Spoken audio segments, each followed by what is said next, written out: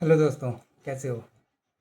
तो ना मैं बहुत दिनों से सोच रहा था कि यार मैंने 14 सालों में क्या ऐसा गलत किया जिससे मैं 1 लाख पर मंथ की इनकम तक नहीं पहुंच पाया। कहीं मैं ही तो नल्ला नहीं रह गया। तो मैंने स्टार्ट किया था, यही कोई 2,000 रुपये पर मंथ मिलता था जब मेरे को कंटेंट राइटिंग से ही। उस समय में स्टार्ट किया था 2012 के टाइम पे। फिर धीरे धीरे बढ़ बढ़ के 10,000 तक पहुंचा। तब मिलता था यही कोई 10 पैसे पर वर्ड मिलता था। और आज घिसते घिसते पहुंचा हूँ 40,000 तक।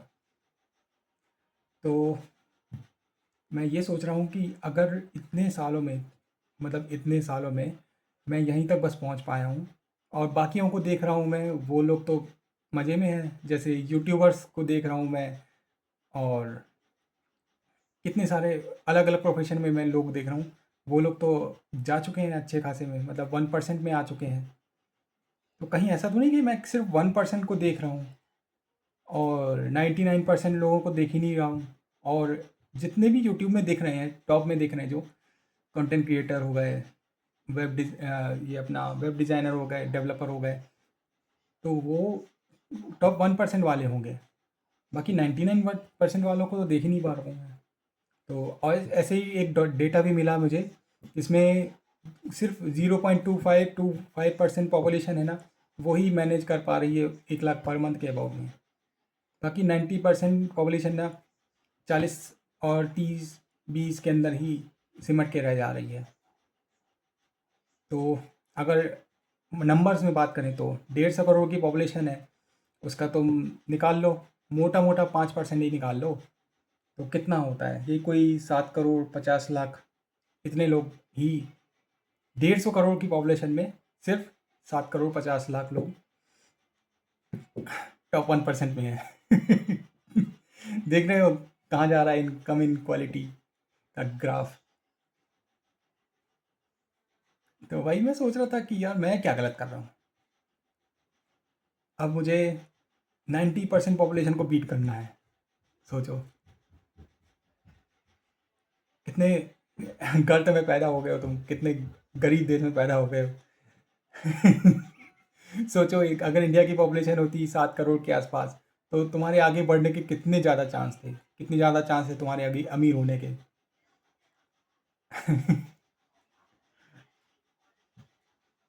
और ये कंपटीशन और भी ज़्यादा एक्सट्रीम हो जाता है जब तुम सरकारी नौकरी की तैयारी करने लग जाते हो। उसमें तो सक्सेस रेट और ज़्यादा लो हो जाता है, 0.00001% हो जाता है।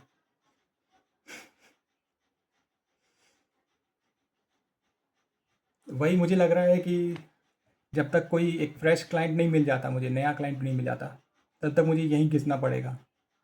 और हार्डेस्ट पार्ट मेरे को लगता था कि कंटेंट राइटिंग है, लेकिन हार्डेस्ट पार्ट जो है ना, वही क्लाइंट ढूंढना है। मुझे पता है हाई पेइंग क्लाइंट जो है देश से बाहर ही मिलेंगे, लेकिन देश के अंदर वाले क्लाइंट ही ढूंढना बहुत मुश्किल है, तो देश से बाहर वाले तो बहुत ही आउट ऑफ रीच हैं। इसलिए मैं सोच रहा था कि फ्रीलांसिंग वर्क चालू करता हूँ अपना। फ्रीलांसिंग के थ्रू ही मैं बाहर निकल पाऊँगा इससे। अगर ये एजेंसी के थ्रू काम करता रहा, एजेंसी के अंडर रह के, तो ना ही मेरी खुद की पहचान बन पाएगी और ना ही मैं यहाँ से निकल पाऊँगा।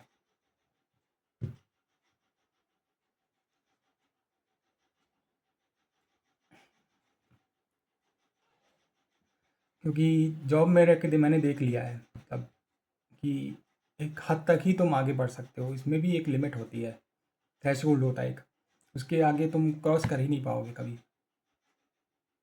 वो लोग तुमसे एक्सट्रीम काम करवाते रह जाएंगे, तुम्हारे अंदर ब्लंडर ढूंढते ही रह जाएंगे, और तुम सोचते रह जाओगे कि यार मैं इतना वो हूँ क्या।